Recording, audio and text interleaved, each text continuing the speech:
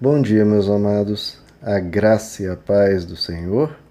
Hoje vamos estudar o Evangelho segundo João, capítulo 4, versos 31 a 34, que dizem: Enquanto isso, os discípulos insistiam com ele: Mestre, come alguma coisa. Mas ele lhes disse: Tenho algo para comer que vocês não conhecem. Então seus discípulos disseram uns aos outros: Será que alguém lhe trouxe comida? Disse Jesus: A minha comida é fazer a vontade daquele que me enviou e concluir a sua obra. Bom, queridos, agora a mulher samaritana se afasta, né? Ela vai em direção à cidade e os discípulos chegam, né? Eles que haviam ido comprar comida. E Jesus, bom, eles estavam preocupados com Jesus, pedem para ele se alimentar e Jesus diz: Eu tenho algo para comer que vocês não conhecem. Né, queridos? Infelizmente, boa parte das pessoas não conhecem, né, esse alimento que sacia a alma. As pessoas buscam no dinheiro, no trabalho ou na fama, conseguir aquilo que vai fazer elas se sentir realizadas, né? Seja através do usufruto, né, tendo um lugar para morar, tendo boa comida ou um certo conforto. Mas, queridos, essas coisas são boas, são importantes, mas as questões emocionais, as questões da alma continuam pendentes. A melhor saúde e a maior riqueza de nada adiantam sem paz de espírito, sem regozijo na alma. Uma pessoa, queridos, pacificada, uma pessoa que se encontrou com Deus, ela pode ter até uma saúde problemática ou ser simples de posses, e ainda assim ela fica absolutamente realizada e feliz. Agora, a pessoa que tem a alma perturbada, ela pode ter o que for, queridos, ela pode conquistar o que for. Essa pessoa não vai dormir em paz, ela não vai ter paz consigo mesma, ela vai sentir um vazio imenso dentro dela. E apesar disso, de ser uma constatação fácil de ser feita, as pessoas continuam buscando riqueza, beleza e fama e continuam deixando a alma anoréxica, a alma faminta, seca, desnutrida, fraca e frágil. E é isso que a gente vê por todo lugar, pessoas com a alma muito desnutrida. As pessoas podem ser riquíssimas, podem ter muito o que se gabar, mas a alma dela está desnutrida. E que essa comida, queridos, que muitos não conhecem, que a gente possa conhecer, e não apenas conhecer, se alimentar dela, né? Mas a reação dos discípulos, né, queridos, é perguntar a Jesus: será que alguém, ou perguntar uns aos outros, né, será que alguém lhe trouxe comida? De novo, ocorre com os discípulos o mesmo que ocorreu com Nicodemos e com a mulher samaritana. Ou seja, o ser humano interpretando verdades espirituais de forma material, de forma terrena, de forma mundana. E é o que, eu repito, nós tanto vemos hoje em dia em muitas igrejas. Deus querendo ensinar esse alimento que as pessoas não conhecem e muitas pessoas interpretando de forma material, de forma capitalista, de forma a atender os caprichos e ilusões do ser humano. Não só de pão vive o homem, queridos, mas de toda palavra que procede da boca de Deus. Os seres humanos estão se alimentando apenas do que perece, de um alimento que sacia momentaneamente e a alma continua vazia. E veja a dificuldade que Deus tem de despertar as pessoas para as coisas espirituais. Tanto Nicodemos, um célebre líder religioso, tanto uma mulher samaritana, tanto os discípulos de Jesus, todos caíram no mesmo erro. Interpretar as coisas espirituais de forma a beneficiar apenas o aqui e agora, apenas a parte material, a parte imediata, a parte que atenda ao nosso físico. Em Mateus 16 tem uma outra cena dessa, quando Jesus diz aos discípulos: olhe, tenha cuidado com o fermento dos fariseus e dos saduceus. E aí os discípulos interpretaram como? É porque nós não trouxemos pão. E Jesus fica indignado, ele fala: olha, vocês estão achando que eu estou falando de pão?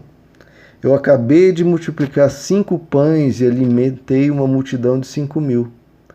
Eu acabei de multiplicar 7 pães e alimentei uma multidão de 4.000. Foram 2 multiplicações de pães, né? E vocês acham que a minha preocupação é com pães?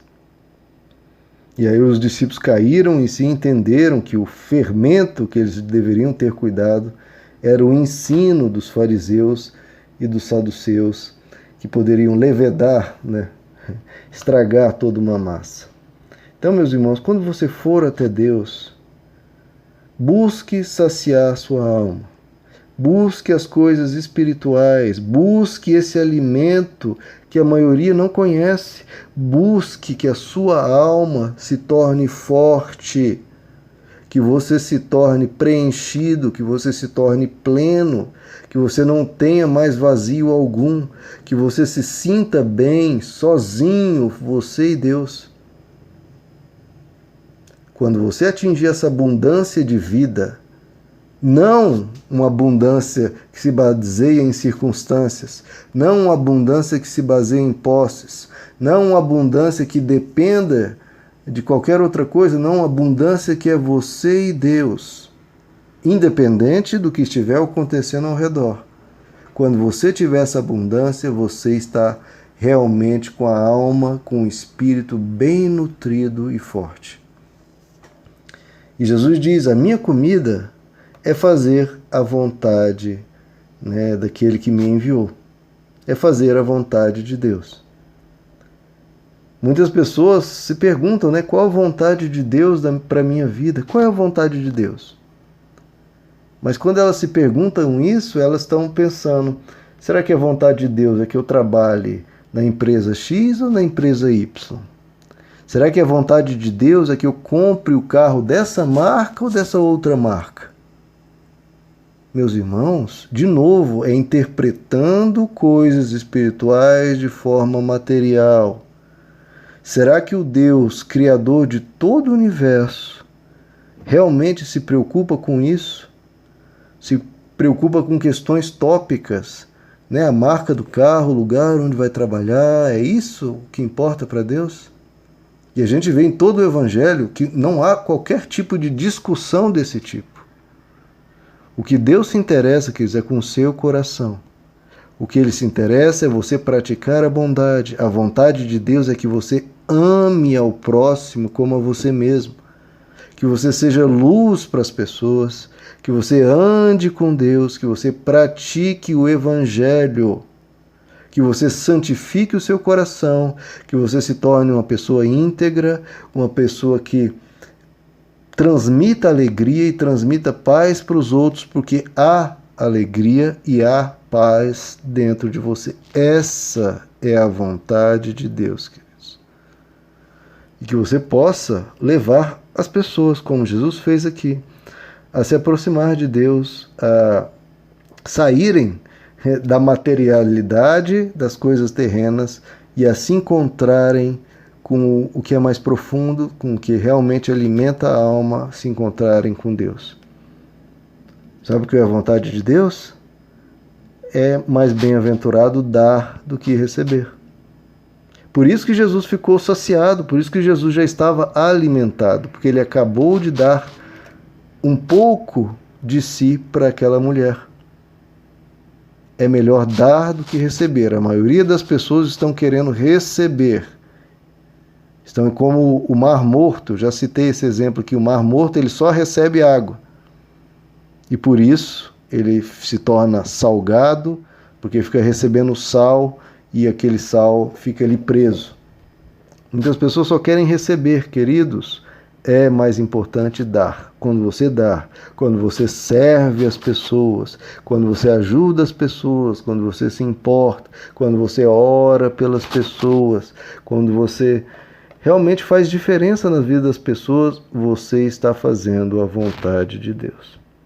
Isso sim é fazer a vontade de Deus. E qual é a obra que Jesus diz aqui? Eu vim concluir a sua obra.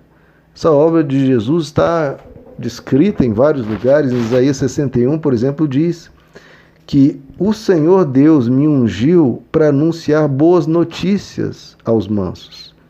Enviou-me a restaurar os contritos de coração, a proclamar liberdade aos que estão presos, abertura de prisão aos cativos, a pregoar o ano aceitável do Senhor, a consolar todos os tristes, a ordenar acerca dos que choram, que se deem uma veste branca em vez de cinzas, óleo de alegria em vez de pranto, vestidos de louvor em vez de espírito angustiado, a fim de que se chamem árvores de justiça, plantação do Senhor, para que ele seja glorificado.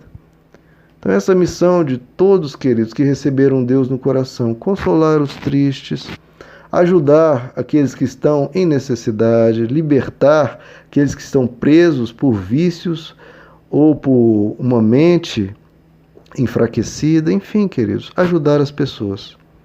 Sempre a missão é ajudar as pessoas. A missão é o outro, a missão é servir. Essa é a vontade de Deus, queridos. E é isso, servir os outros, por amor que você tem por eles e o amor que você tem por Deus, isso você está fazendo a vontade de Deus e isso vai alimentar a sua alma. O nosso corpo, quanto mais recebe, mais ele fica nutrido. A nossa alma é o contrário. Quanto mais ela se dá, mais ela fica nutrida. Que a gente creia no Evangelho, queridos, e que a gente pratique isso, nos tornando pessoas fortes de alma, fortes de espírito, voltando-se para os outros em vez de ficarmos nos remoendo em nós mesmos, enxugando as nossas próprias lágrimas, limpando as nossas próprias feridas. Não, queridos, vamos nos voltar para os outros. Enquanto a gente cuida dos outros, Deus cuidará de nós. Esse é o mistério do Evangelho, essa é a verdade da palavra de Deus. Pratique. E você vai experimentar uma comida que muitos não conhecem. Meus amados, que Deus lhes abençoe. A graça e a paz do Senhor.